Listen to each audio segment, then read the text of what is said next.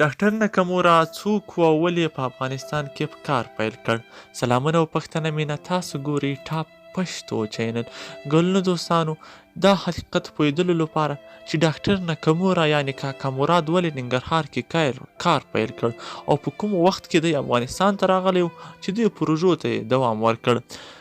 داکترناکمورا هغه څوک و چې کلونه یې د افغانستان په ختیځ ولایت ننګرهار کې لاسونه تڼاکې کړي وو، خیریه کارونه یې کړي وو، شاړې ځمکې یې آبادي کړې وې، د اوبو د مهار کانالونه یې جوړ کړي وو، د ننګرهار په سمسورتیا کې یې لویه ونډه درلودله. داکترناکمورا یو جاپاني الاصل افغاني و چې په 1945 میلادي کال کې د جاپان په هیواد کې یعنی پوکو ښار کې وزیږېده او په 1903 میلادي کال کې له طبي پوهنتون څخه فارغ شو. داکترناکمورا افغانستان ته راغی د لومړي ځل لپاره په 1991 کال او په ننګرهار کې یې 3 صحي مرکزونه جوړ کړل.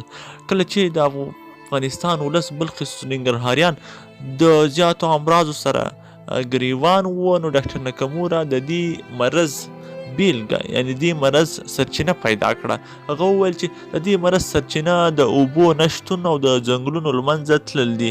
داکترناکمورا وویل چې په دې سیمه کې تر 100 ډاکټرانو اوبه اړینې دي. په دې موخه به یې فعالیت وکړ. د یوې خیریه موسسې PMS چې په راس کې یې لومړی ډاکټر و، په 2003 کال د ژورو څاګانو کار پیل کړ. په افغانستان لویدیځ خیوي ولسوالۍ کې په لومړي ځل 1400 ژورې څاګانې کېنولې. د کونړ له سیند نه 25.5 کیلومتره کانال جوړ کړ چې د مروارید کانال په نوم یادېږي. په مټ یې شاوخوا 15,000 هکټاره ځمکه خړوبېږي. هغه خلک چې یادې سیمې د اوبو د کمښت له وجې ترک کړې وه بیرته راغله او دغه سیمه یې سمسوره او ګلزاره کړه او خلکو د استوګنې ښایسته او خوندور ځای شو.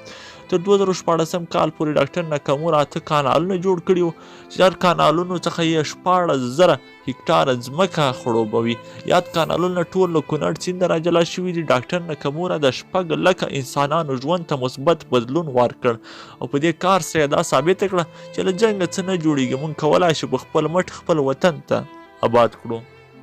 داکترناکمورا د نړۍ په بېلابېلې نړیوالې جایزې اخیستې دي.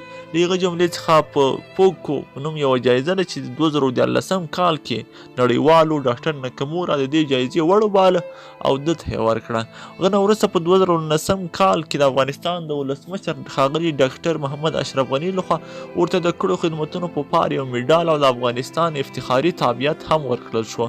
داکترناکمورا په 2019 کال د ډسمبر پر 4 نیټه د ننګرهار په ښار کې ناپېژاندو وسلوالو په مرمۍ وویشتی. داکترناکمورا په اول کې زخمي و، وروسته یې د ډېرو سختو ټپونو له امله ساه ورکړه. د داکترناکمورا په مرګ ټول افغانان نه بلکې د ټول نړۍ هغه بېلابېلو مشرانو او د ګوندونو رئیسانو پرې غبرګونونه څرګند کړه او د ده مرګ یې یوه ځایي وبایلله، د طبیعت د ښکلا بنسټګر یې وباله.